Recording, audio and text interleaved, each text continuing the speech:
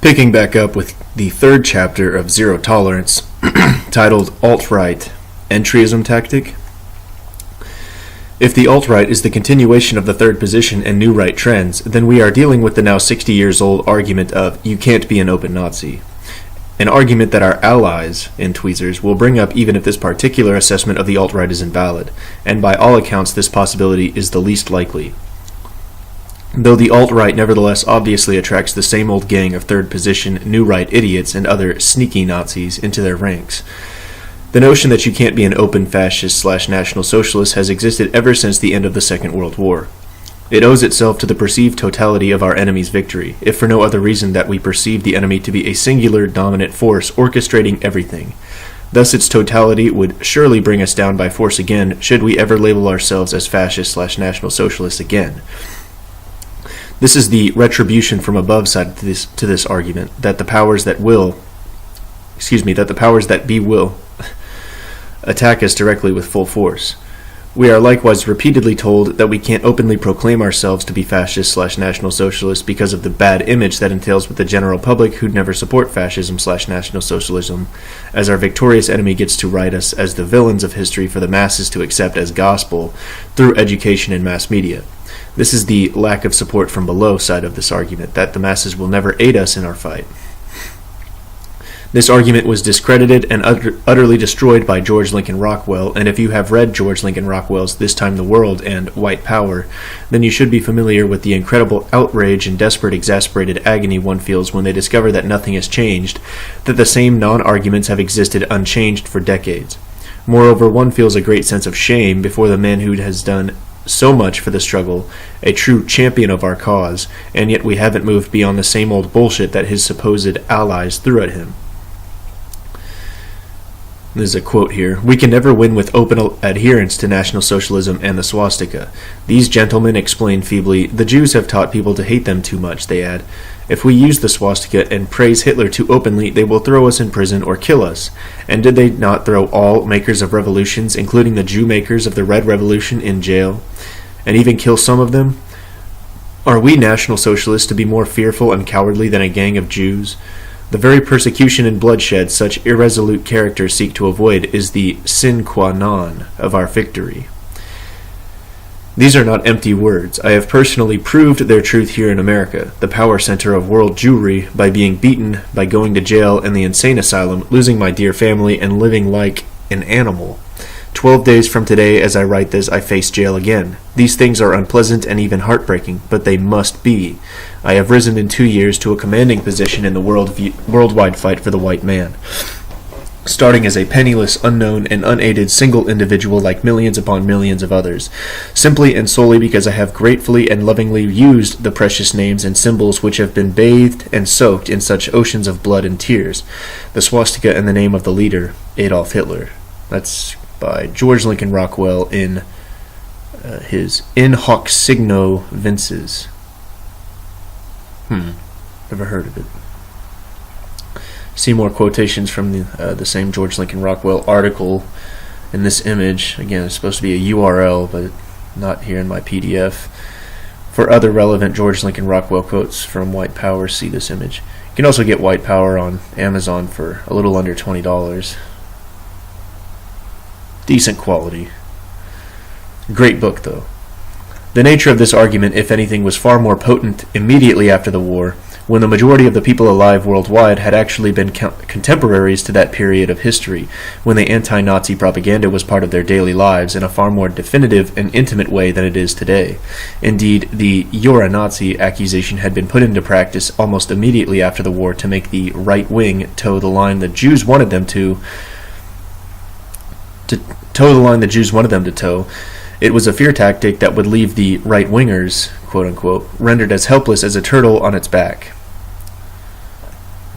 Cooking in the sun. It doesn't matter if one truly is a fascist/national socialist trying to conceal it, or if one is a lukewarm conservative who tentatively opposes Jewish plans.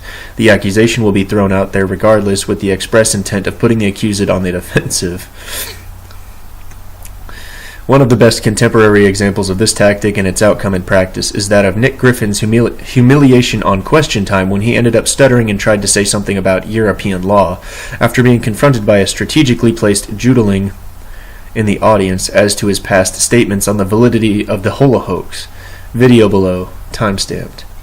There's no video here, of course. Quote, I cannot explain why I used to say those things, because according to European law, end quote, gets a rightful reaction of, are you fucking kidding me, from the audience, and one doesn't need a carefully vetted crowd of conformist lemmings or an electric board flashing hints to the audience when they should laugh or gasp or boo to get such a reaction to that reply. It was weak and pathetic, leaving Griffin to sweat on his back in the heat until he is thoroughly cooked. To the conservatives and the rest of the right wing in Tweezers who have to deal with the "you're a Nazi" accusation, we can only say one thing: tough shit.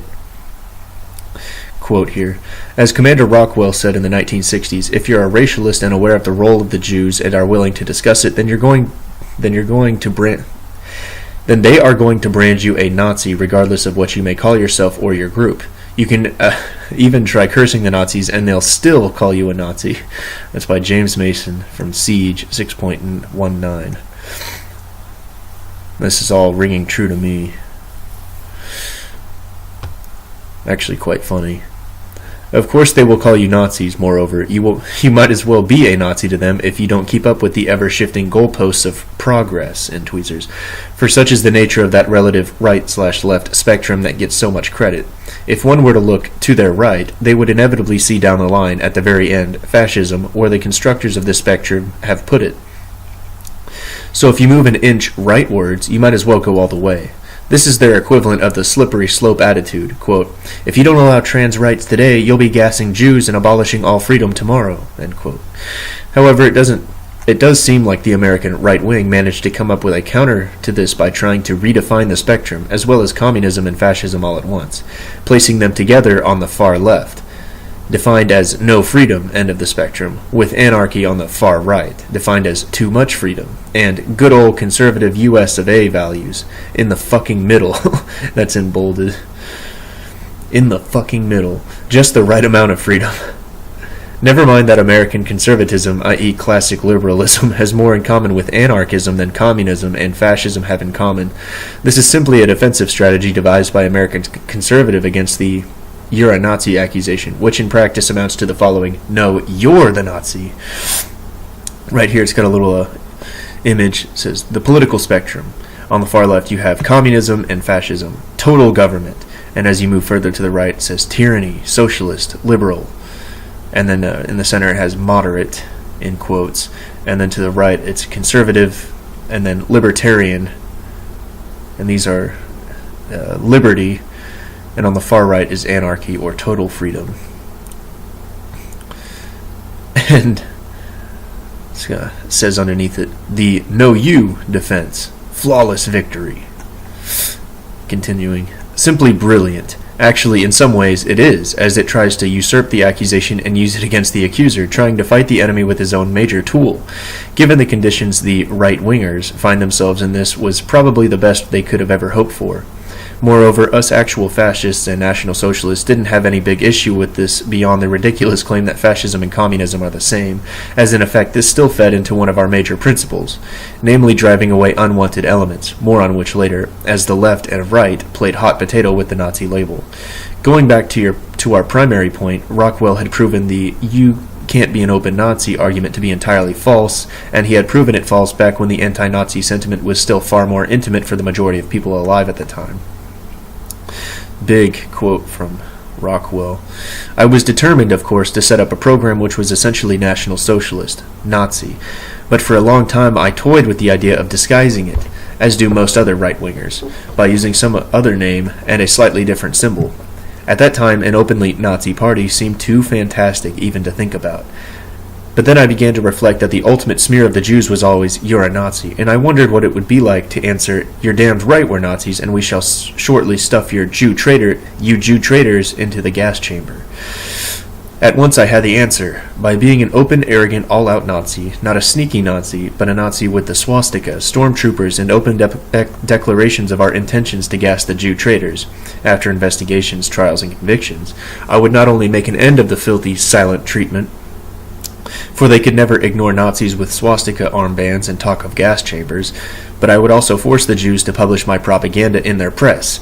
Every time they would howl that I advocated gas chambers, people would be shocked, but they would also lose a tiny bit of their fear of the Jews, as the Bible calls the filthy terror inspired by these apostles of tolerance. If millions of people kept reading in the Jew press about a man who was not only an anti-Semite, but an open Hitlerite, a Nazi, and survived as such, the myth of Jewish invincibility would be smashed. The timid little people all over the country who have been silently and fearfully reading all this material designed to wake them up all these years would begin to creep out of their closets. While the Jews were desperately busy combating me, the little fellows would become bolder and would begin to act more like their American forefathers. That's George Lincoln Rockwell, This Time the World, Chapter 12. Continuing the Zero Tolerance. Commander Rockwell had proven that, at least in the United States, being an open fascist or National Socialist does not lead to the kind of immediate retaliation against all the people involved with the label on the spot, leaving them free to operate in some capacity. This effectively proved that our enemy, despite indeed having total control, is not so monolithic and unrestrained that it can act directly, openly, and with impunity. In reality, our enemy presents a vast multitude that simply shares a common opposition to our goals, meaning they have their own internal conflicts and rivalries. Moreover, they have to follow their own rules, either because they believe in those rules or because they need the lemmings to keep believing and playing by those rules. Both of these revelations would be expounded upon by future champions of our struggle that would come after Rockwell, namely Dr. William Luther Pierce and James Mason. Even beyond the United States, however, this holds true, as even in countries with the strictest of laws aimed to hinder and suppress fascists and National Socialists, our comrades manage to keep carrying out the struggle while openly proclaiming who they are and what they stand for. This effectively puts to rest the retribution from above side to this argument. Some, however, will argue that the situation has changed since the 50s and that our enemies and Jews have a much stronger death grip on the world today. Now that's totally true. While it is true that many things have gotten worse, this lesson from Rockwell still holds true and is self-evident in how many openly fascist/National Socialist groups get started and operate today. That is not to say that we do not face retribution and suppression from our enemy. However, it renders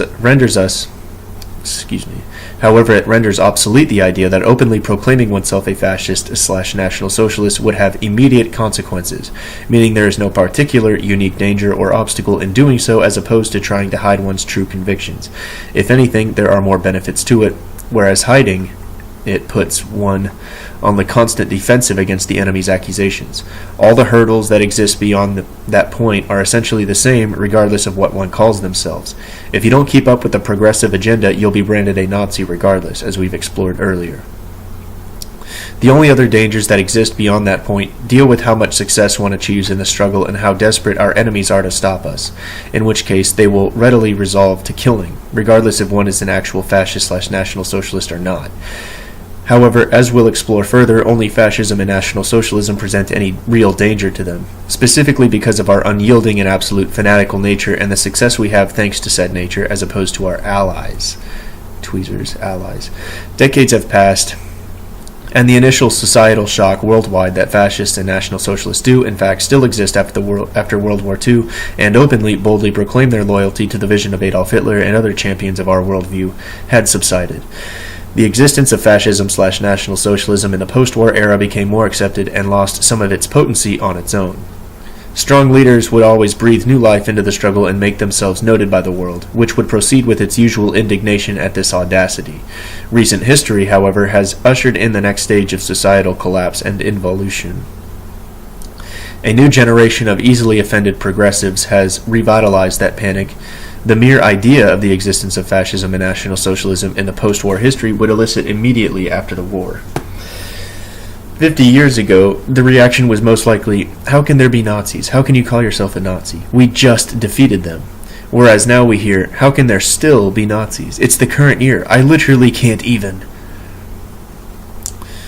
The other side to this argument, the lack of support from below, has become has been likewise discredited in part by Rockwell, but even more so by Dr. William Luther Pierce and by James Mason, and many other of our champions, all the way down to Hitler himself.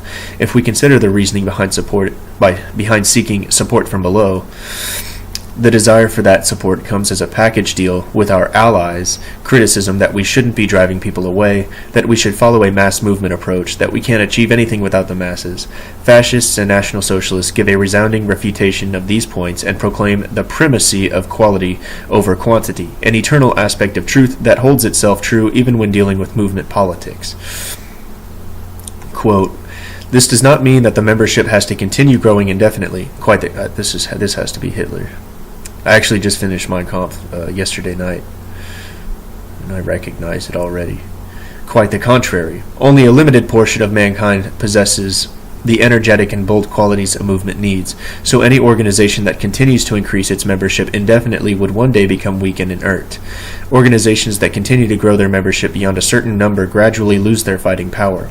Then they are no longer able to take the offensive, which means they cannot support their propaganda, and if they cannot support it, they cannot benefit from it. The greater and more revolutionary an idea is, the more active the membership becomes. The revolutionary power of the doctrine spells danger for its ambassador. This danger keeps away the small, cowardly members of the middle or privileged class. Privately, they may consider themselves followers, but they fear to confess their beliefs to the public by openly becoming members.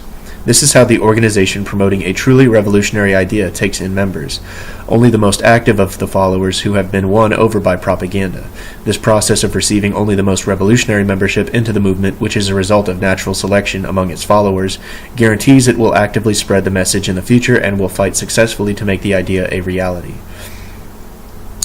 The greatest danger any movement faces is when the membership grows abnormally fast after a large success by the movement.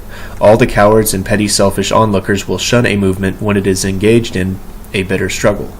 However, once the movement has either gained a big success or such a success seems likely, these people will usually try to join at that time. The last-minute joiner is the reason many movements, which are victorious in a battle before they achieve that final success, or rather before the final completion of the idea is achieved, suddenly retreat.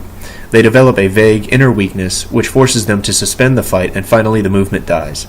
Their first victory drew so many bad, unworthy, and particularly rotten elements into the organization that these unworthy creatures eventually superseded the fighting strength of the movement in an effort to force the movement to serve their own interests.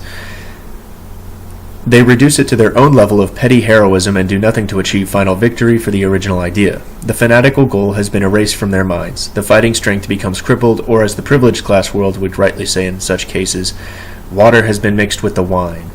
When this happens, indeed, the trees can no longer grow up to heaven, meaning great things cannot be achieved any longer. The tree has grown as much as it can and decline will follow. Therefore, it is essential that a movement interested in self-preservation cease adding members as soon as it has become successful. From that time on, it should exercise the greatest caution before allowing any membership changes and should examine the situation carefully before enlarging its organization. This is the only way it will be able to keep the nucleus of the movement pure, fresh, and sound. It must also be sure that this nucleus is the only group to lead the movement or decide on the propaganda. And as the center of power, this nucleus will perform all actions necessary to make its ideals a reality. If we allowed people like these, who lack the spirit of revolution, to join our party as members in the early days, then we would be nothing more than a pious brotherhood, because we would no longer be a young movement filled with fighting spirit. The spirited and daring form that I gave our propaganda back then established and guaranteed the radical nature of our movement ever since. From that time onward, only radical people, with a few exceptions, were willing to become members. Nevertheless, our propaganda was so strong that, after a short time, hundreds of thousands not only agreed in their heart with us, but wished for our victory, even though they were personally too timid to make any sacrifices for it, and some were too timid to even argue on behalf of it. Adolf Hitler, Mein Kampf, Volume 2, Chapter 11. There's an image here. My colors are inverted to make it easier on my eyes, but I can make it out. It's Hitler at a podium. And the caption reads, "As a party, we had to remain in the minority in order to mobilize those with a fighting spirit and a sense of sacrifice. And these were never the majority, but always the minority." There's a separate quote. Oh, it's by Hitler as well. "This world concept does not build on the idea of majority, but rather on that of character. If the National Socialist program sought to crowd out individuals and replace them with the masses, that would mean National Socialism itself was already eaten away by the poison of Marxism, just as the world of our privileged class political parties are today. Adolf Hitler, Mein Kampf, Volume 2, Chapter 4. Another quote, "Most of all, it is our duty to restrict admittance to the party to those we are certain belong to that minority that by virtue of their value always wrote history." Adolf Hitler.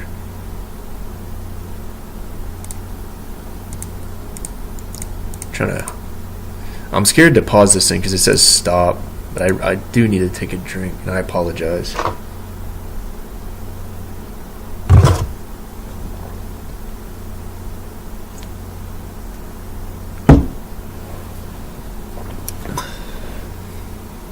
Okay. The subsequent champions who came after Hitler only reinforced his warnings on the cowardly masses that would swarm and suffocate the movement from within, and expanded further on how their cowardly nature makes them absolutely useless to our struggle, the most notable contribution being the lemming principle as defined and explained by Dr. William Luther Pierce. Quote, "Revolution is a spectator's sport. The majority will sit in the stands and watch the factions fight. At the end, they will choose side with the team that is winning. So we are ideological and idealistic fanatics, just like the communists, by the way. In between the communists and the Nazis is the great masses of non-fanatics, the TV watchers and the comic book readers." End quote. By George Lincoln Rockwell. Quote, "The masses, or the mass as a whole, can only be looked upon as a coward." That's James Mason from Siege 2.20. Quote, "Only after the system is broken and discredited will there come a hope of mobilizing the masses of whites to tackle the job of winning what will soon enough assume the characteristics of a civil war." Siege 2.24. Quote, "The reasons why no mass movement has existed in this country on the part of whites to defend themselves and what is theirs have been extensively dealt with by movement scholars, probably more than any other single topic. There, of course, is the media brainwash, which not only denies all truth, but pumps the head full of lies and poison and robs the thinking and decision-making processes of any chance to function. There is the comfort corruption, which softens and saps the spirit and will. Then there is also dysgenics, which means, though a person is nominally white, he is so only in color. There is nothing underneath. This is the product of fratricidal wars and total lack of breeding, the creation of a race of boobs. These are some of the reasons. They may help us to understand, but they excuse no one." That's Siege 4.10. Quote, "A skillful hypocrite, i.e. good citizen, in a sick society, one that really knows how to assimilate or conform and generally doesn't rock the boat, is a disgusting system suck." I love that. System suck. Perfect. "I can have more respect, if that's the right word, for the rabid liberal or red than I can for the system sucks and the establishment creeps. In any event, to go from one to the other is a national pastime and involves nothing more than a change of clothes, an expensive slick new hairstyle, and that certain mercenary acquisitive drive. But a good solid antisocial streak born right in the blood cannot be changed by anything. Physical suffering, brainwashing, disillusionment, discouragement, defeat, absolutely nothing. It's been rightfully referred to as the common denominator of all true believers, that is, of all fanatics." I'm just going to go ahead and read that again. I love that. "But a good, solid, antisocial streak, born right in the blood, cannot be changed by anything, whether it be physical suffering, brainwashing, disillusionment, discouragement, defeat, absolutely nothing. It's been rightfully referred to as the common denominator of all true believers, that is, of all fanatics. We can't quit, nor can we be thinned out or watered down. Our very guts are on fire. We are the only real revolutionaries." Siege 7.1. Quote, "As revolutionary National Socialists, we denounced and abandoned the so-called mass idea as worthless." Siege 9.16. Continuing with zero tolerance. "They then built on the legacy of Adolf Hitler's work, utilizing the negative stigma created by the Jews around fascism and National Socialism to only further reaffirm its radical nature that would attract only the radical sort to our ranks. Quote, 'By being a Nazi with the swastika, I would also gather the only kind of people I wanted around me, the tough, dedicated idealists ready to fight for those ideals and give their lives, if necessary. And even more important, I would automatically scare off the millions of blabbermouths, cowards, fools, and crackpots, which infest the rest of the movement. The swastika would probably not bring me many supporters, but those who came would be men. That's George Lincoln Rockwell from This Time in the World, Chapter 1.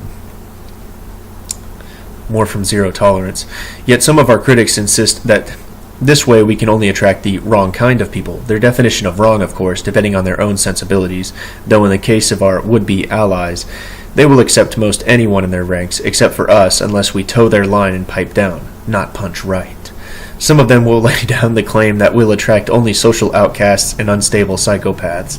This criticism is likewise not new, and was in fact a point of contention between George Lincoln Rockwell and Dr. William Luther Pierce, yet in the end Pierce had recognized the truth of what Rockwell had experienced for himself. Really?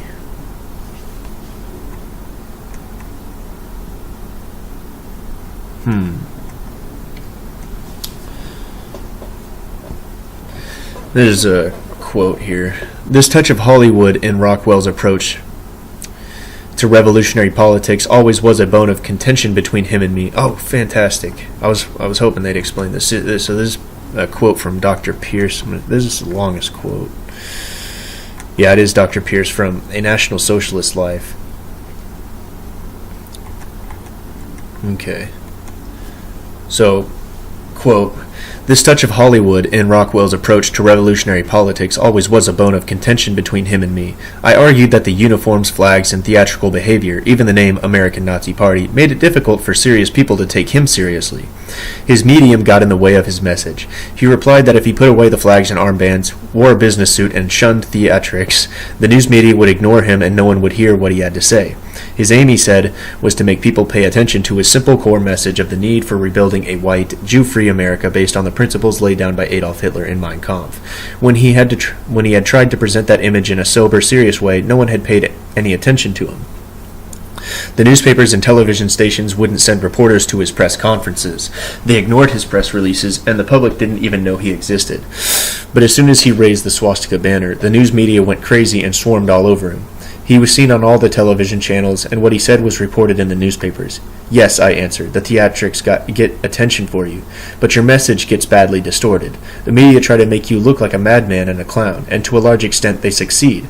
The result is that most of the people attracted to you are losers, social outcasts, freaks. If you want to attract winners, serious, competent, idealistic people, you need a serious image. Rockwell responded that it is the losers, the social outcasts, who make up the ranks of every revolutionary movement. They're the ones who are available, the ones who don't have anything to lose by becoming associated with a politically incorrect cause. Individually, they may not be very impressive, but large numbers of them, organized and disciplined, would make a revolutionary army.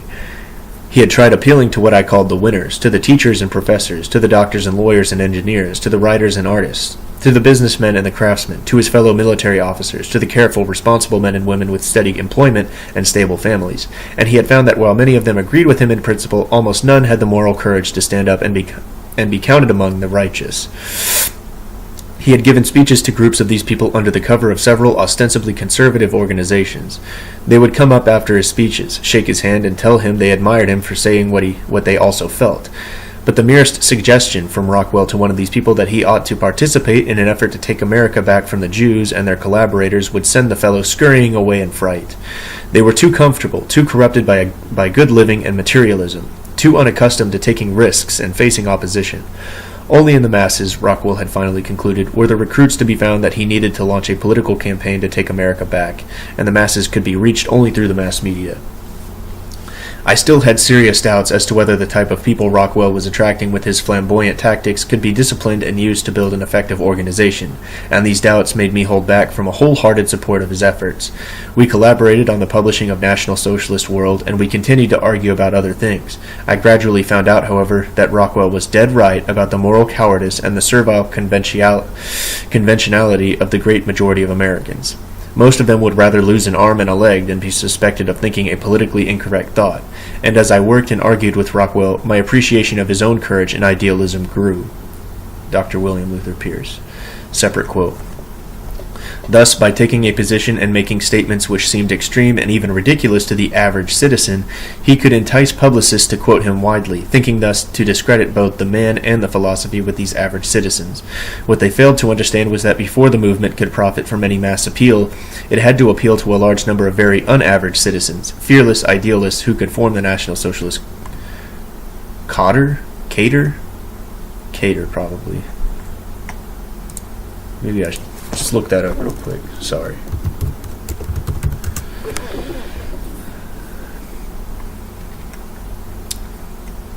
A nucleus or core group, especially of trained personnel that are able to assume control and to train others broadly.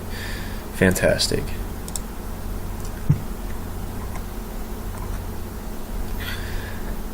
And these men responded in a very different way to Rockwell's message than did the liberal publicists or their average audience. Sorry, I gotta take a drink.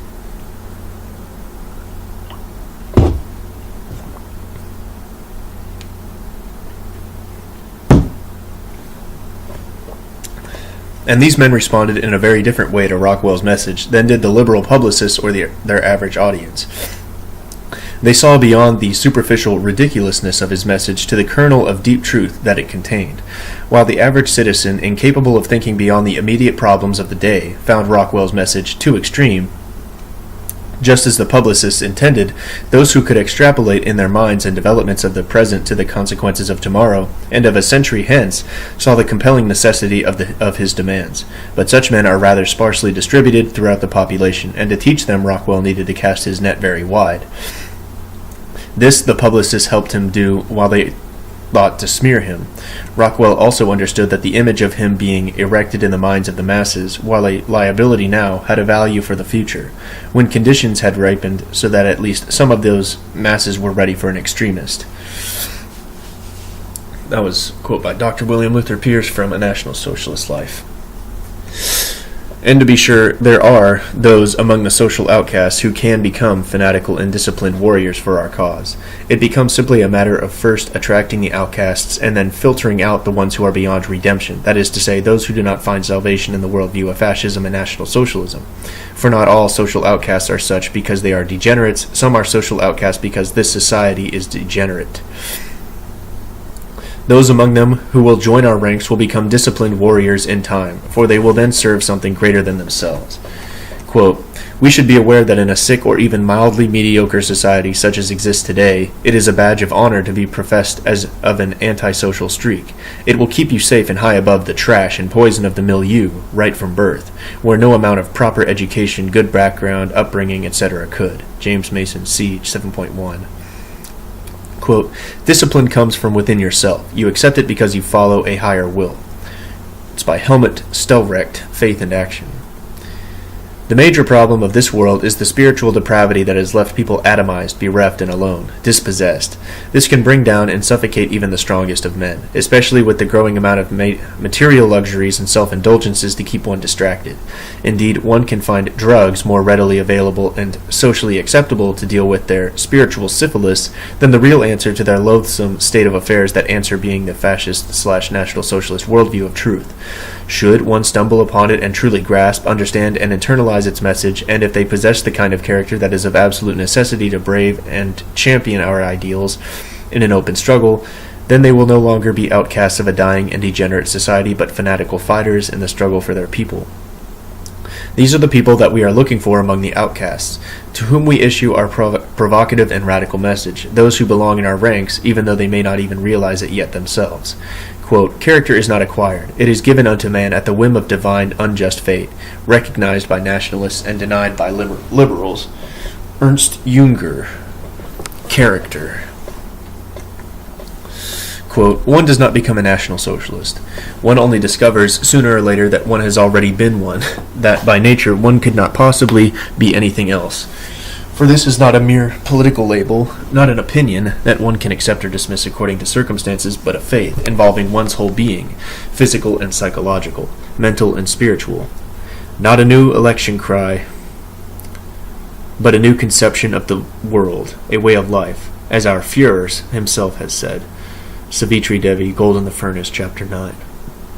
I can think of nothing more formidable than a band of malcontents who know exactly who they are, what they want, and how to go about getting it. James Mason, Siege 7.1.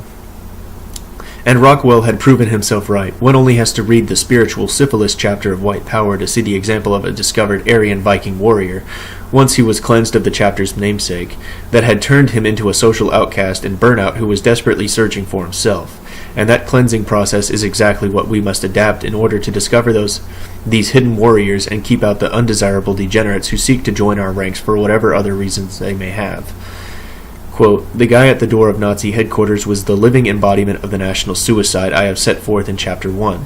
He seemed young, but you couldn't be sure, because he was wearing a matted red beard.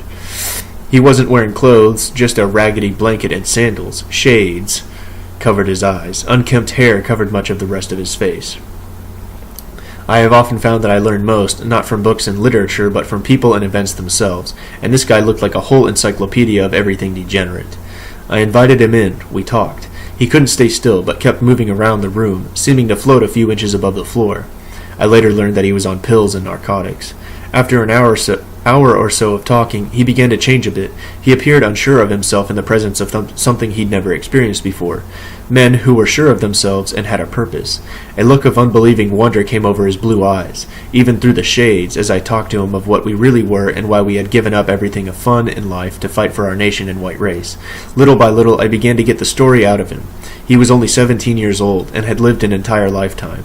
He'd done everything, tried all kicks, and was already bored to death with an empty life. He'd made a mistress out of his art teacher. He'd run a den of degeneracy and debauchery called Mule's Pad, where the local beats and wild crowds did anything, including enjoy dope. He'd shot a man, gotten off, and lived as fast and hard as he could until finally he contemplated suicide in utter despair of finding anything worth doing anymore, all this at 17. Before he committed suicide, he told me, he decided to come see the Nazi cats, in tweezers, cats, figuring it might be one last kick. What he found, unexpectedly, was what every human being needs to survive this life, a purpose. Something which gives life more meaning than a constant search for more pleasure and kicks. He actually convinced me he wanted to try to be a stormtrooper. As a matter of policy, whenever I hear that, as I do every day, I do all I can to discourage the applicant. We want no dabblers, but dedicated fanatical fighters who will stick through hell itself. With this crazy character, I went even further. I made fun of him. I told him he'd never make it, that we'd run him off the first day. He rose to the challenge. You name it, and I'll make it, he said. Strangely, I could sense a fiercely burning will behind the words. I told him he couldn't come up to try life as a Nazi stormtrooper until he was 18. He left, vowing to return in a few months. He did return, without the beatnik get-up. He turned out to be a blonde, young Viking, built for combat. We poured it to him. There was no place left inside for him to sleep, so he was assigned to a wrecked car out back. It was still winter and cold, but the kid moved into the wrecked car with a couple of blankets. We put him to work, cleaning the toilets and yard. He worked. Spring came, and then a broiling summer. He was still in the wrecked car, eaten alive by mosquitoes. I tried him on the printing press and never saw such a bear for work. He was all dried out of booze, off the pills and dope, exercising plenty, and showing every sign of making it. George Lincoln Rockwell, White Power, Chapter 2.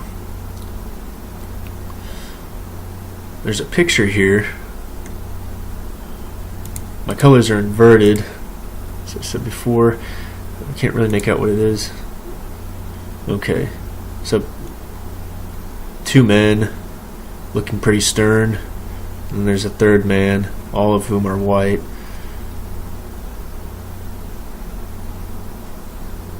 Oh, I think I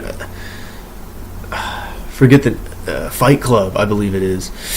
Those guys are coming to try out, so they have to stand on the porch. Remember? The guy tells him, "Get the fuck off my porch, lemming." Or that's what the caption underneath says. I could be totally wrong. This may not even be Fight Club. Probably isn't. I'm not a movie guy. Anyways. To summarize, we must avoid bloating our ranks for nearly the same reasons as we must avoid alliances, as their effects are the same, difference being only between fascists and National Socialists being subdued into passivity from without by the coalition, allies, and the fascist and National Socialist spirit being extinguished from within, the group they had built up to advance our common ideals, by the dead weight that was allowed to join its ranks. Even when you look back all the way to Hitler, the necessity for the movement, group or party to consist exclusively of fanatics and be a vanguard rather than a mass movement has been made obvious, with clear warnings given against falling to the allure of quantity. Had it right the first time. It is our duty, if we wish to achieve victory, that we accept only fanatics within our ranks and keep the passive supporters outside the boundaries of whatever groups and movements we wish to establish, outside the nucleus of the party. If, that is, passive supporters are allowed to join its rank and file, with nothing expected of them in return beyond their passive support. The fastest way to grow in mass is to grow fat. But if you are fat, you will not be winning any races or fights, let alone competing against a real runner or fighter who trained to get only the kind of muscles he needed for the given task. And as everyone knows, fat and muscle of the same weight have a vast difference in their volume. Mass movement is the approach of growing fat, cowardly, and lazy, as even the members of your mass movement might be literally fat, cowardly, and lazy themselves. A fanatical group of idealists, on the other hand, is the approach of growing muscle. There will always be less, but it will be capable of packing a punch and getting the job done. These champions have shown us how we can successfully build our movements by simply being honest about who we are and about our intentions, all the while pushing unwanted elements who weren't scared off by our honesty out and away from our ranks. We are not beggars to ask every passerby to join us. We are not choosers to pick out the least bad out of available options. We are demanders who will not allow in anyone who is not up to snuff, who is not a fanatic, moreover a fanatical and true fascist/National Socialist. We thus reject the very idea of mass movements, and with it the idea of a need for popular support in order to engage in activism. We must instead drive away the vast majority of the people from joining us, and put those who do not wish to join us to the test, so that only those who are true may stand with us. In the end, should we remain fanatical and pure in our vision of this struggle, we will retain the potency and energy of our groups, which is the key to success and our inevitable victory. And that will be what will drive the masses to support us and rally around us. Quote, when you rise and stand up, and the masses see what a man of force looks like, they will love you, as they now imagine they hate you. George Lincoln Rockwell. In hoc signo vinces. Sino vince? I'm not sure. Those who handicap their actions to first gaining mass appeal effectively shoot themselves in the foot before even making their first step on the treacherous path ahead, and immediately stumble and fall over in inactivity, as the bloated mass diffuses the fighting spirit of the group. For truly, if the lemmings could actually be engaged in action against our enemies, wouldn't they have done so themselves already? Would they have allowed the enemy enslave them in the first place? This should be enough to successfully showcase the futility of the lack of support from below side to the "you can't be an open Nazi" argument. We must now conclude that if the alt-right is actually a Nazis in hiding entryism tactic, then this tactic has been proven to not only be based on false fears of immediate total annihilation retribution, but also futile in its attempts to appeal to the masses, as they instead elicit negative emotions from the public. This is because they appear to be weak and cowardly. Moreover, this approach is not new and has been proven to be an abysmal failure in practice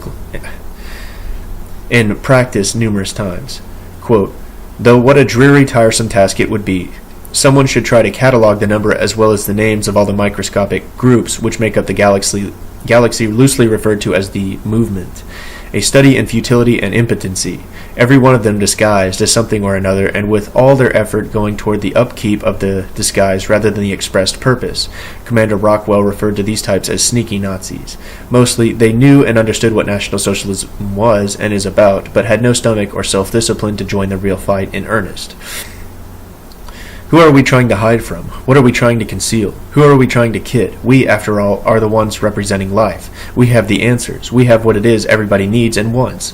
So why should we sneak? If a person likes to dress up in a 1930s German uniform, for example, I can understand the need to sneak and hide. But we go forth among our fellows ready at any time to impart truth to whomever seeks it or will hear it. Second, the sneaky Nazis are several steps below open Nazis because they are aware of what they are doing and yet lack the courage and honesty to correct themselves. Do not deny your prophets, your heroes, and your saviors. As long as there is any breach of faith anywhere, nothing positive can ever proceed. It is something that the ignorant and the stubborn will have to live with. James Mason, Siege, 9.20. See more relevant quotations from George Lincoln Rockwell's White Power in this image. There's no image. The only positive argument that is promoted in favor of the sneaky Nazi approach, as opposed to the negative argumentation in its favor based on fear of immediate retribution from above and lack of support from below, that we've come to hear quite often, is simply that we'll wrestle power back from the Jews the same way they took over, with a sneaky long march through the institutions. The hilarious absurdity of this argument is that showcases exactly the same kind of naivete that permitted the Jewish takeover in the first place. The Jews managed to sneak their way in not only because they are natural-born sneaks, but because the decadent societies that allowed them in were gullible enough to trust them. Thus, the premise of this argument is that the Jew will not only be just as gullible as the people whom he swindled, but that he'll be an absolute idiot on top of that and fall for his own swindle. Sneaky Nazis are in for a rude awakening when the Jew either calls their bluff or actually plays along with it long enough to cause untold amount of damage. By all accounts, being honest and direct fascists and National Socialists yields greater results than being sneaks. Quote, "You can't out-sneak the system, but neither can any number of sneaks or scum or whatever withstand the onslaught of berserk Viking warriors." James Mason, Siege 6.4. This, of course, says nothing about open and honest fascists and National Socialists engaging in possible sneaking tactics of our own, of which you can learn from such materials as Siege or Colin Jordan's Uprising. Both are pretty good books. Siege is fantastic. Uprising is, well, you can make heads or tails of it for yourself. My biggest complaint was that it was a little too expensive for how large the book is. Maybe you can get a better deal now, I'm not sure. But we will never turn them into the definitive modus operandi, mode of operations, I believe, and primary front for our entire struggle. Lastly, on top of the sneaky Nazi approach being ineffective in its intentions, as its practitioners always find themselves on the defensive and make themselves appear weak, pathetic, and cowardly, had this approach actually ever worked, and it would still be a most despicable and reprehensible act. Once the deception is discovered or made known to the public, it would carry over an immediate backlash from both the masses and the immediate supporters of the actual group that utilized this method, assuring the group's immediate downfall through disintegration, splintering, and subterfuge carried out by the disenchanted and angry followers. The sneaky Nazis would rightly become scorned as nothing more than backstabbing liars and terrible, untrustworthy leaders, as they promise their followers one thing, and then deliver something else entirely. Public opinion will always yield to whatever is the dominant force, but the human disdain for weakness and cowardice is instinctual and unyielding through time. The very underhanded nature of this notion speaks of one's ill, weak, and tiny character, that is, by definition, incompatible with the fascist and National Socialist worldview. Quote, "Of course, today we face the destructive barking of our nation's enemies at home, but we National Socialists should never be swayed from our course of proclaiming what is absolutely necessary based on our inherent convictions. It is true that we must endure the flow of public opinion, which has been misled by the cunning Jewish exploitation of German thoughtlessness. It is true that sometimes the waves around us roar with evil fierceness, but those who swim with the current are more easily overlooked than the one who swims against the current. Today we are just a rock sticking out of the flowing current. However, in only a few years, fate will elevate us to become a dam which will direct the flow of the current into a new riverbed. Therefore, it is necessary for the National Socialist movement to be recognized and established in the eyes of the rest of the world as the representative of a definitive political idea. Whatever heaven may have in store for us, let everyone know who we are by the caps we wear." Adolf Hitler, Mein Kampf, Volume 2, Chapter 14. However, we don't actually believe the alt-right to be sneaky Nazis in the least, although we again can't discount the high probability of those existing beneath the alt-right's colorful big tent circus top, albeit they are likely to be but a small fragment of their total mass. Let us then move on to the other possibilities. And that'll do it for this recording. We'll pick up again with Chapter 4.